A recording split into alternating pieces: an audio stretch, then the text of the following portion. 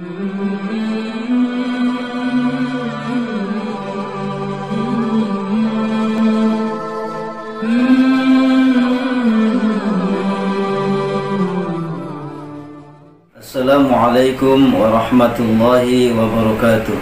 Alhamdulillah wa syukurillah ala ni'matillah. Wassalatu wassalamu alaihi wa ala alihi wa ashabihi wa mawalah. Asyhadu an la ilaha illallah wahdahu la syarika lah, wa asyhadu anna Muhammadan abduhu wa rasuluhu la nabiyya ba'dah. Allahumma inna nas'aluka ilman nafi'a wa na'udzubika min ilmin la yanfa'. Rabbi shrah li sadri wa yassir li amri wahlul 'uqdatam min lisani yafqahu qawli. Amma ba'd.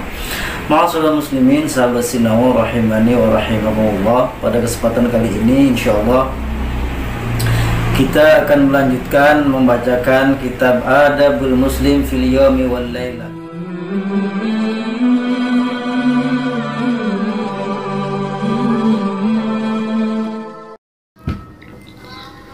Ma'asyiral muslimin rahimakumullah, kembali kita mengkaji kitab Adabul Muslim fil Yaumi wal Laila.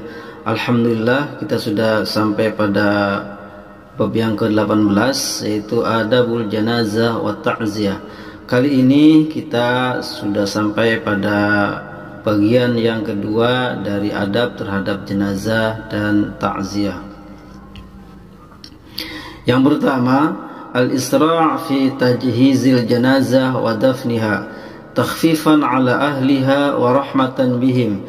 Li hadithi Abi Hurairah anna Rasulullah sallallahu alaihi wasallam qala asri'u bil janazah fa in taku salihah fa khairun tuqaddimunaha ilai wa in taku siwa dzalik fa syarrun tad'unahu an riqabikum.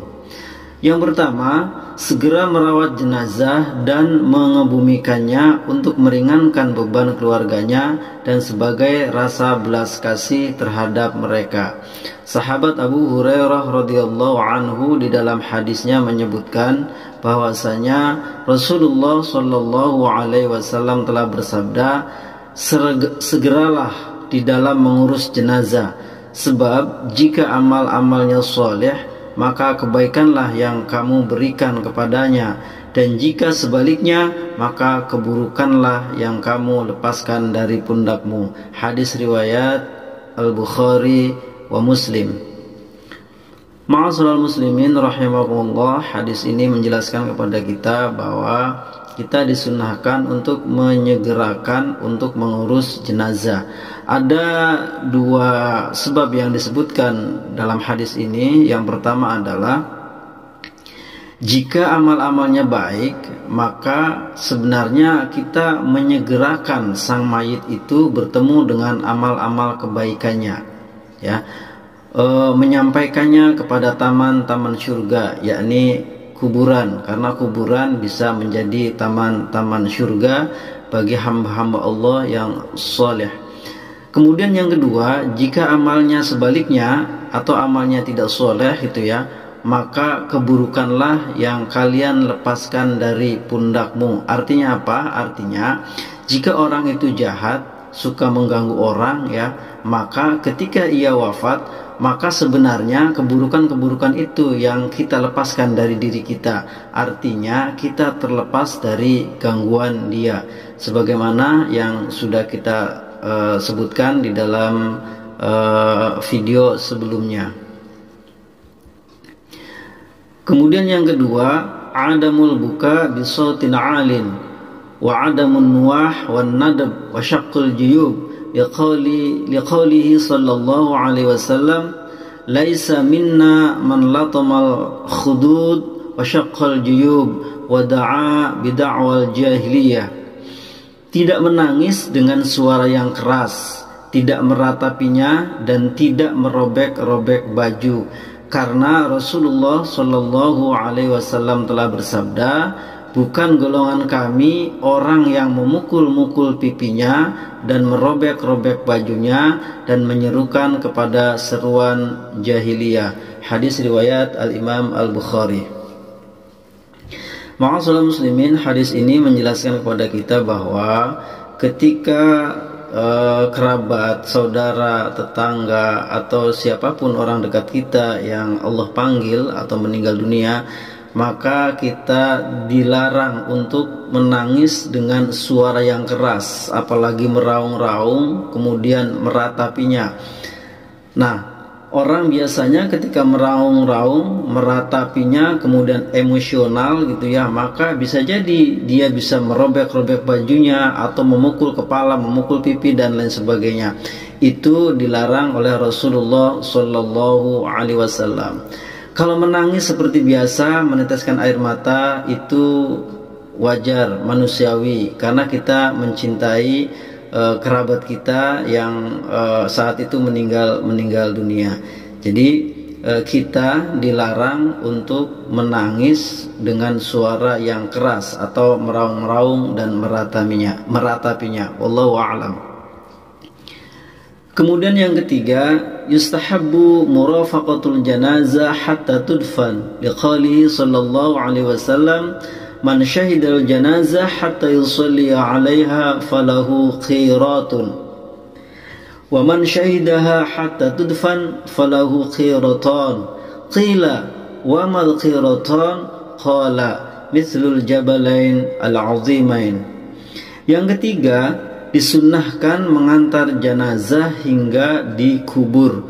Rasulullah Shallallahu Alaihi Wasallam bersabda, barang siapa yang menghadiri jenazah hingga mensolatkannya, maka baginya pahala sebesar qirot, dan barang siapa yang menghadirinya hingga dikuburkan, maka baginya 2 qirot. Lalu Nabi ditanya, apa yang disebut dengan 2 qirot itu wahai Rasulullah? Kemudian Nabi menjawab, seperti 2 gunung yang sangat besar. Hadis ini disepakati oleh Al-Imam Al-Bukhari dan Al-Imam Al-Muslim, muttafaqun alaih. Ma'asyiral muslimin rahimakumullah, seperti yang sama-sama kita ketahui bahwa kewajiban kita sebagai hamba yang masih hidup terhadap mayat, terhadap jenazah ya, itu yang pertama adalah kita berkewajiban untuk memandikannya, kemudian yang kedua mengkafaninya, kemudian yang ketiga mensolatkannya, kemudian yang keempat menguburkannya. Dari 4 hal yang diwajibkan bagi kita itu ya, yang paling penting adalah mensolatkannya dan menguburkannya. Kenapa? Karena kalau yang pertama memandikan itu tidak mungkin semua kita memandikan ya. Begitu juga mengkafani sangat terbatas. Tetapi kalau mensolatkan ya, itu di masjid atau di tempat lapang yang disiapkan oleh Sohibul Bait misalnya, itu semua bisa mengikuti. Begitu juga menguburkan ke makbaroh, ke makam ya. Nah, dalam hadis ini disebutkan, barang siapa yang menghadiri jenazah kemudian hingga sampai mensolatkannya saja, maka kata Nabi mendapatkan pahala 1 qirot. Sementara kalau dia ikut mensolatkan dengan baik gitu ya, kemudian dia ikut mengubur dari awal sampai akhir ya, kemudian dia setelah akhir mendoakan sang mayit gitu ya, maka kata Nabi mendapatkan 2 qirot. Lalu Nabi ditanya, apa yang dimaksud dengan qirot itu?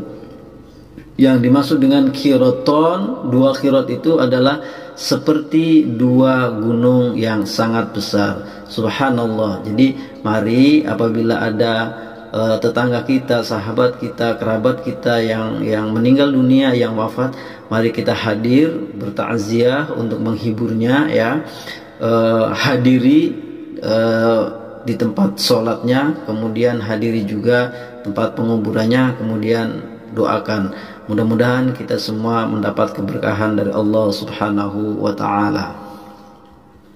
Ma'asyiral muslimin rahimakumullah, demikian adabul janazah wa ta'ziyah. Mudah-mudahan memberikan manfaat untuk kita dan kita mempraktekannya pada saat ada peristiwa kematian, baik tetangga kita, kerabat kita, ataupun siapapun orang yang kita kenal.